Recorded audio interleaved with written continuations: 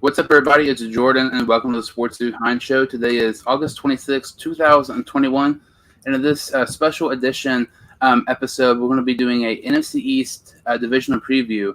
And for this episode, I'm joined by a huge Cowboys fan, Nithin from the NR Hour podcast. How you doing today, Nithin? I thank you, Jordan, for having me on the show. This is an honor, and I've seen you. Obviously, we follow each other on social media, and you do a great job, awesome job making these shows happen and talking about a lot of topics on your show. And I'm honored to be on your show, and thank you again. Yeah, I really appreciate you saying that. Really glad you enjoying the show. So, can you before we get started, can you briefly tell some of the listeners, what all you do in your podcast and everything like that? Yeah, sure. So our show is called the NR Hour. We have a team of 8 people on the show. We're at 883 episodes. I started this last year. We talk about all sports, and not only sports. We're expanding it. We talk about other things also. We had actors, actresses on the show, singers, and we're going to start doing weekly segments like what you do usually. So we're going to put in the segment. Obviously, when football season starts, that's when we're going to talk about a lot about football. The segments like fantasy football, we're going to bring in this year. Talk about that and give weekly updates. So yeah, and then you can find us on all social media formats and also all the on iHeartRadio, Spotify, and all those other podcast platforms. Yeah, that's really, really cool. I've seen some of your interviews and all the stuff you all have done. You've done interviews with tons of NFL Hall of Famers. My dad's a big Pistons fan. His favorite player of all time is Isaiah Thomas. You're able to do an interview with him. That's really, really cool. You all doing a really great job there. And you're a big Cowboys fan. So how did you start off your Cowboys fandom?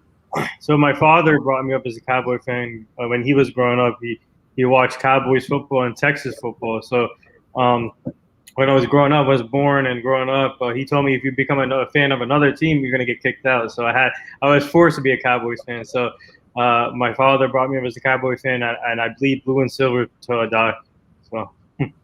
Yeah, that's really, really cool. I'm kind of the same way. If I ever have a kid, if they're not a Bengals fan, I'm going to probably have to put them up for adoption or something like that.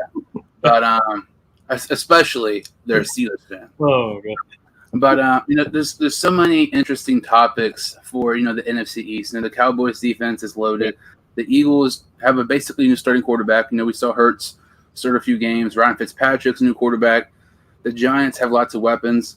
So we'll get started talking about pretty much the worst team in the NFC East, and the Philadelphia Eagles. They lost Carson Wentz. They traded him to the Indianapolis Colts. I love that trade so much. I really think it benefited both teams. They also lost offensive tackle Jason Peters. So, as of right now, depth-wise, their offensive line is actually worse, arguably than last season. They gave up 65 sacks last year, which is just mind-boggling. I know they had some injuries, but losing Peters, a guy who's been one of the better tackles in the league for quite some time, is not very good at all.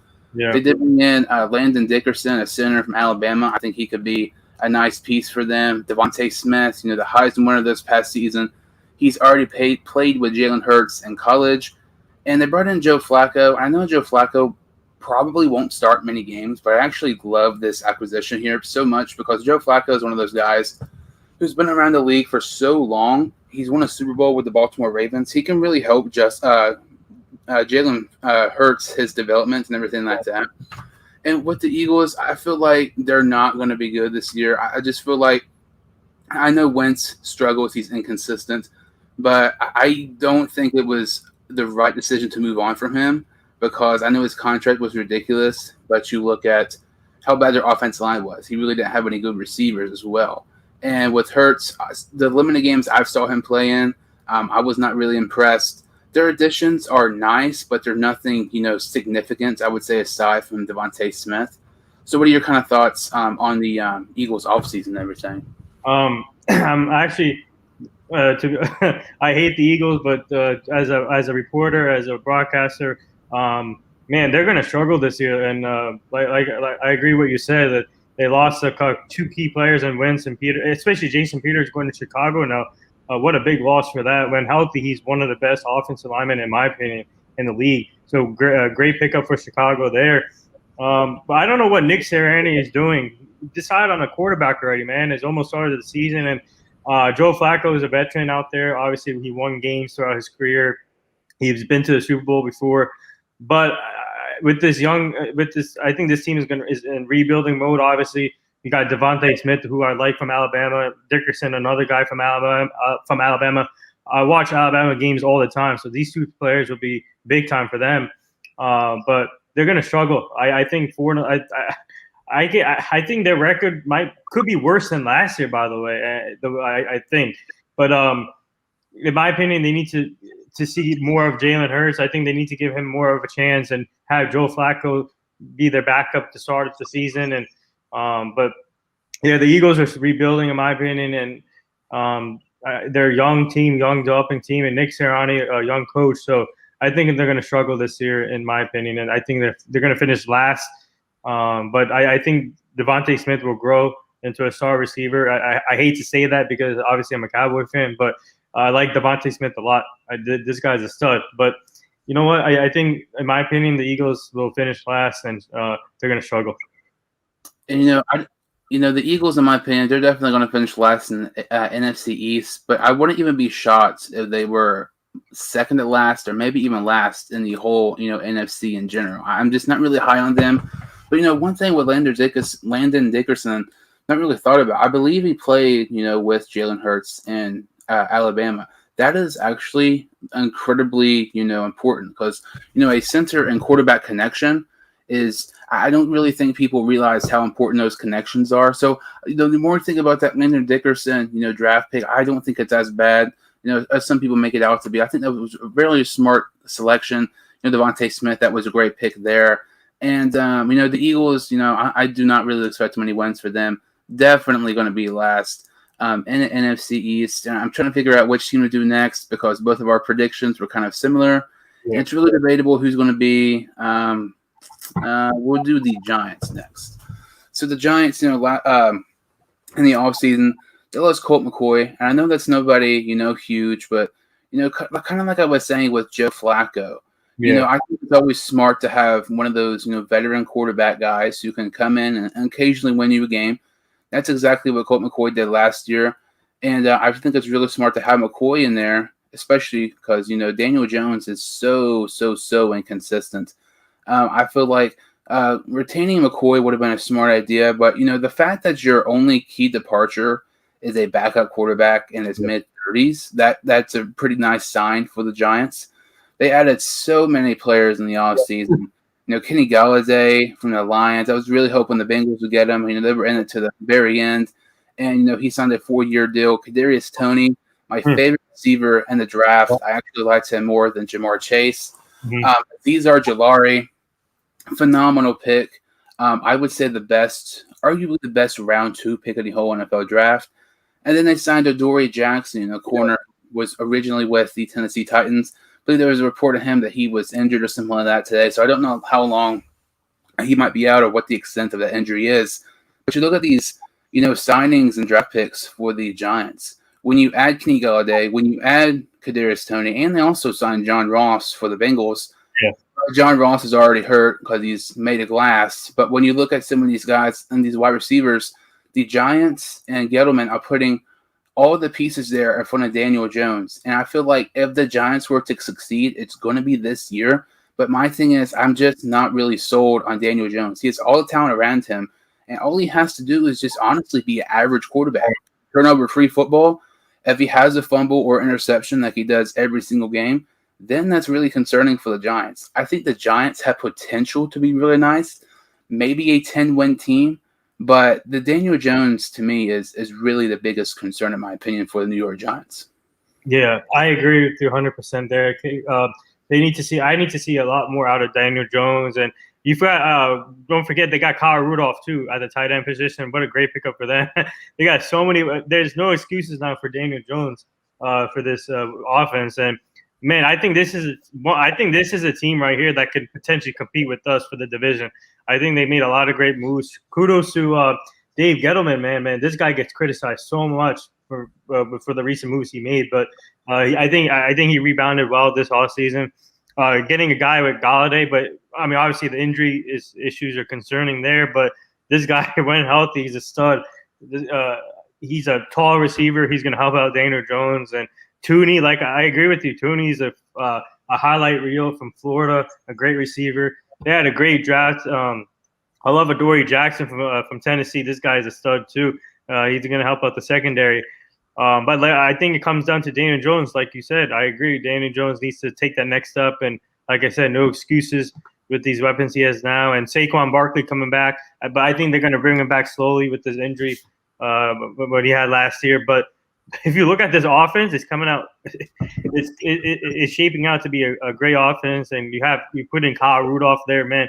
I think this is a team right here that can potentially compete for the division with the Cowboys.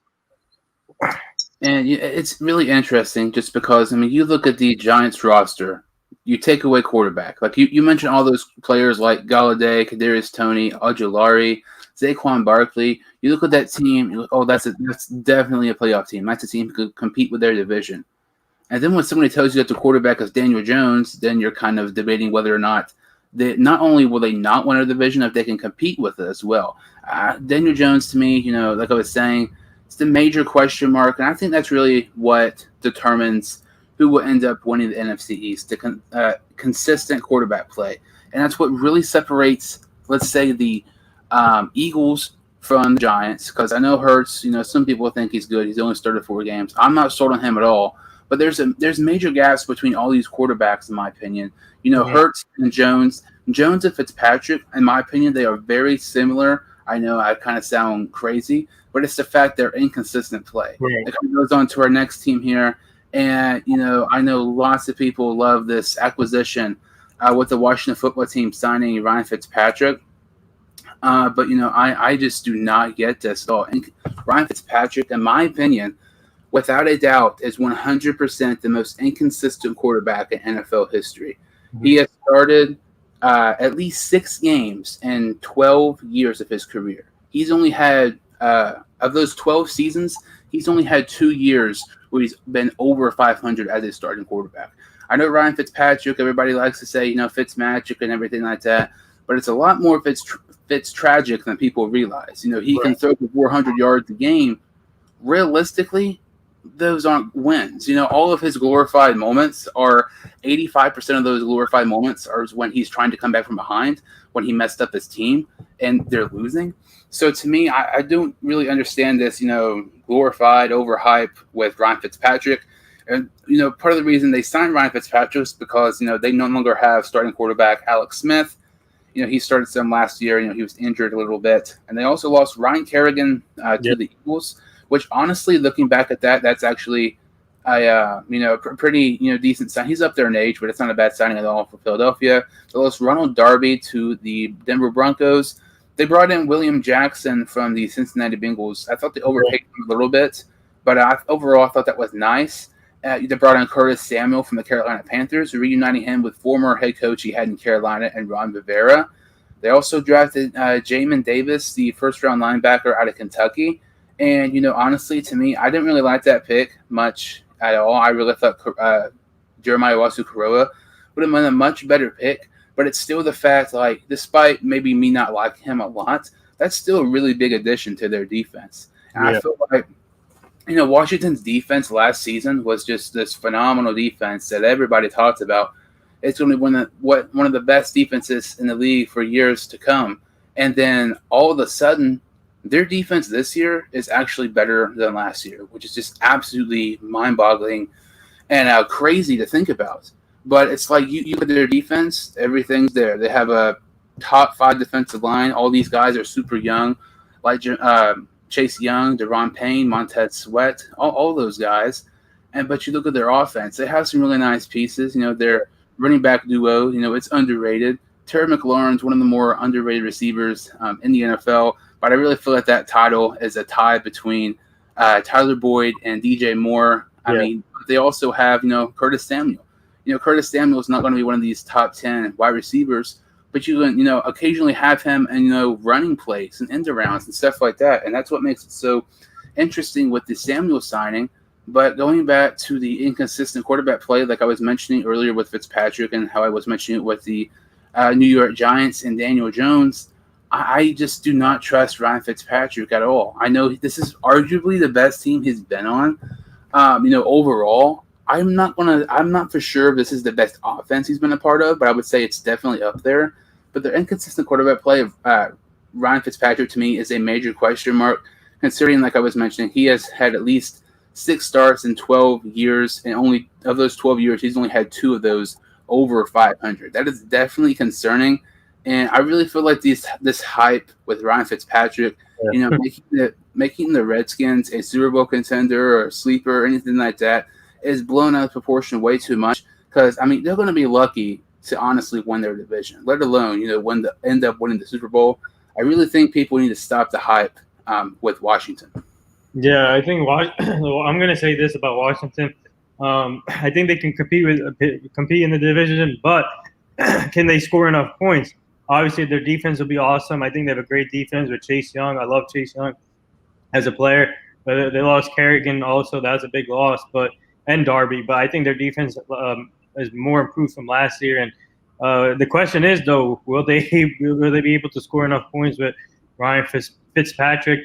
So that I think that's a key for me for Washington. Can they score enough points? But I think they're going to be able to stop teams from scoring a lot of points. And my issue is, can they score to beat these teams? And that's the thing. The other day, Washington was playing the Cincinnati Bengals, and they were showing Heineke, they were showing Ryan Fitzpatrick, and Allen as well. And if you were to tell me one of these quarterbacks is supposedly really good quarterback who can help them win a division, just looking at that particular game, if I've never heard of any of those quarterbacks before, I would think that Heineke was that quarterback that was phenomenal. Ryan Fitzpatrick, in that game, I know it's preseason. I know people overreact way too much throughout preseason. But Ryan Fitzpatrick got outplayed by an undrafted free agent years ago from Tyler Heineke. He was honestly one of the worst quarterbacks on the field out there. And it goes back to his inconsistency. If you're struggling against, second string, linebackers or, undrafted free agents in the preseason, it has a chance to be a really, really difficult year when you're playing, a team, like the Cowboys who, were going to be good last year in the injuries and everything. And now they just have a very, very much improved defense in Dallas. Yeah. And, that kind of goes to our last team here, the Dallas Cowboys, your favorite team. I'll go ahead and I'll let you start this one off. Yeah, so this is I'm excited for this season. Man, we made a lot of key additions to this team. I love what we did this all season. Obviously, we lost Dalton Azuye too. I think you guys picked up Azuye, right? If I'm not mistaken. Yeah. So I love what we did. We got. I think we had a great draft. The first 6 picks was defense, which we needed. I love Jabril Cox from LSU. He's going to bring a intensity to the team. Calvin Joseph, Kenyon O'Neal, Parsons, and you got Kesey, Malik Hooker. Our defense have definitely improved this year with Dan Quinn on board. And I think the one question I have is with our quarterback, Dak Prescott, because he has injury concerns, obviously, but he's just coming back into practice now.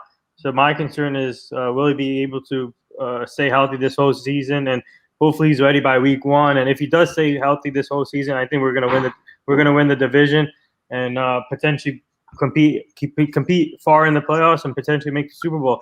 I think this is a Super Bowl team, in my opinion. Like I said, we made a lot of additions to the team, and our offense is lethal.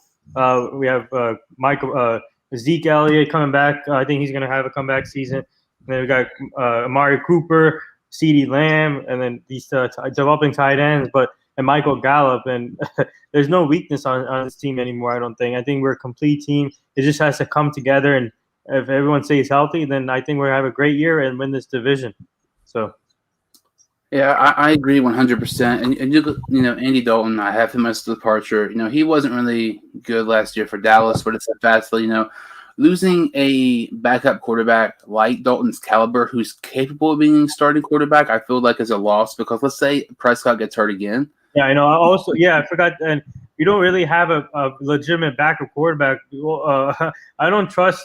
I mean, I kind of like Cooper Rush, but Ben DiNucci, I don't really trust. We need to sign a backup quarterback, and I think Colt McCoy, if he's still out there, I think he can be a good back. Obviously, we had him before, but Colt McCoy could be a good potentially backup here. Or there's a guy in Jacksonville named Gardner Minshew.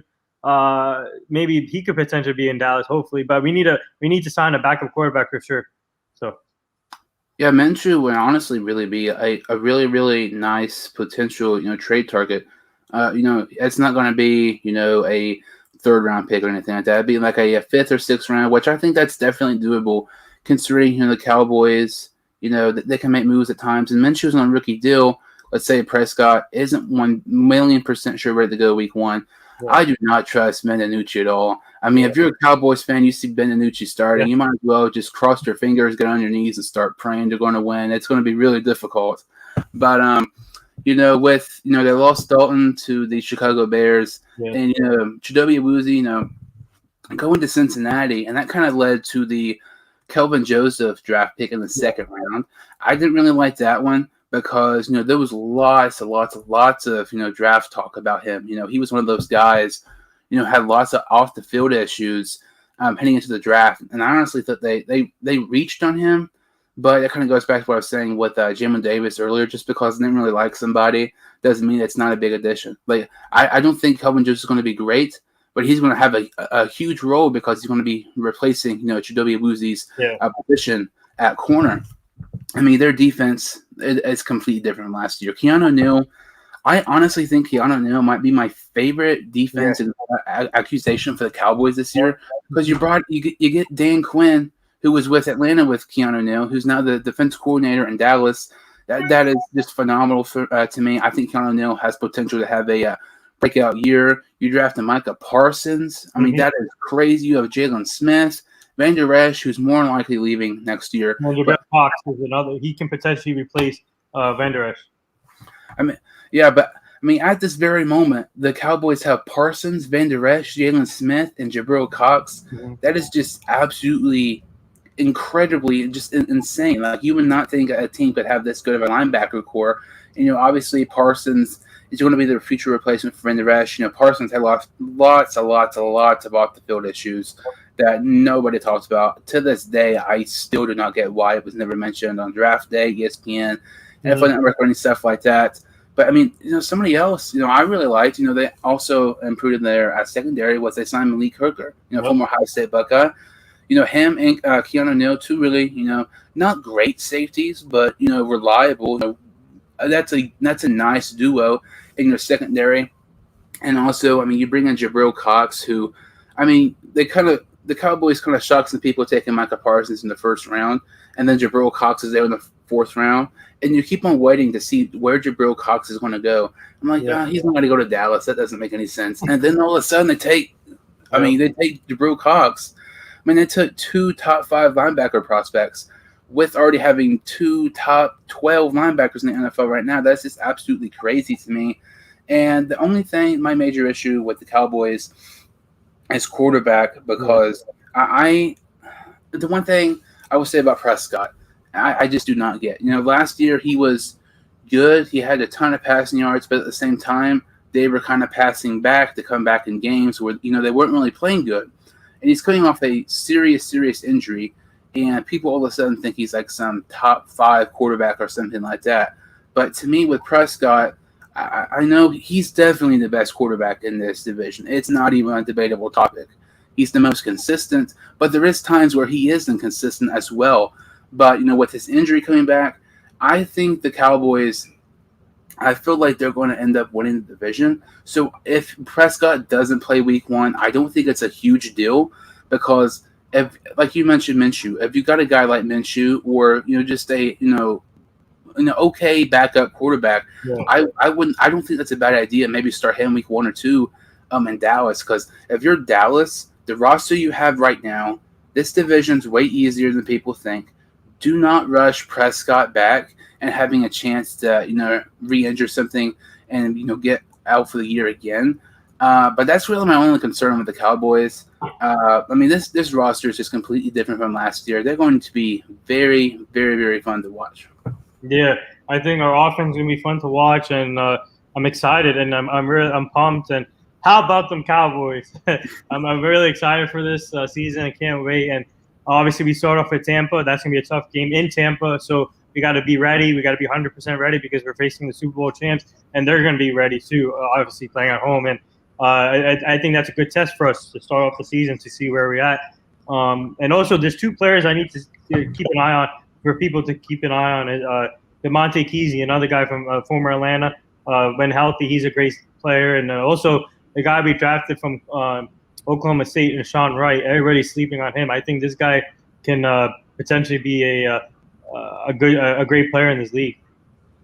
Oh, yeah, absolutely, absolutely. And the Cowboys had some other nice draft picks as well in the later rounds. It's just crazy because you look at the Cowboys' first two picks. That's the first couple picks. That's when people really, really have their eyes on the most. They talk about Parsons and Cohen Joseph, but the fact that they got one of the best steals in the draft in Jabril Cox in the fourth round, they had some other good picks as well. They had a phenomenal free agency. They didn't sign no huge acquisition or somebody like that, but they had the pieces to succeed. They got the players who fit their system, who's already been familiar with the defensive system.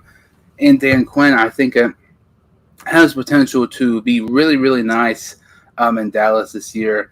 And I definitely feel like this is the best roster, or definitely up there since Prescott's been the starter. I feel like they have potential to maybe have a deep playoff run. And, that kind of goes to our, record predictions here. I'll go ahead and let you start off your predictions. If you don't care, can you kind of stop your camera? Oh, turn off the camera? Yeah, just push start cam. Oh. To show like a black background. Yeah, like that. Yeah, so my predictions, obviously Cowboys 11-6, Giants 10-7, finishing second. Washington got 9-8, Philly 6-11. That's really interesting because to me, I feel like we're really, about similar on the first three. And then with mine, I just really feel like the Eagles, I do not see them winning 4 games. I feel like 4 games is their max they can win. And I know the inconsistent quarterback play is a major question mark in the NFC East. And maybe the Eagles can, pull off the upset victory over the Giants or over Washington. But okay, let's say if Jalen Hurts is average. I mean, he has Devontae Smith. You don't really have anybody else. You drafted Lander Dickerson, which I think is nice and everything. Some of your offensive lineman who was injured last year coming back off injury. Your defense, I mean, it sucks. To me, Philadelphia, it's going to be a very, very difficult long year for them. And I honestly would not even be surprised, depending how the season goes, if they already draft Jalen Hurts' replacement next year in the draft. I know it sounds crazy, but we've kind of seen this situation before. Josh Rosen, he was a first-round quarterback from Arizona. Did not play as horrible as people, say he did. I mean, he's out of Arizona within the following year. Drew Lock was a second-round pick from the Broncos. Showed some promise. Last year he was injured some. He's no longer the starter in Denver, which, I mean, I can get on that topic just forever, complaining about that thing in Denver. But then you look at the New York Giants, have them going 8-9. Just Daniel Jones, to me, is I feel like to a point, Ryan Fitzpatrick and Jones, they're just very, very similar in the fact they can win you games occasionally, but there is way, way, way more likely that they're going to end up losing you a game than helping you win a game. And it's weird because you look at Washington and you look at New York, they have the talent for both those quarterbacks to succeed. They're not going to need to win you a game. They just need to be a game manager, kind of like how Ryan Tannehill is with the Titans. He's not going to need to throw for so many yards. Just play turnover-free football, play nice, play smart, make smart plays and everything like that. But to have the Giants, going 8-9, I feel like they could maybe go 9-8, 10-7, something like that. But Daniel Jones would have to be way better than he was last year.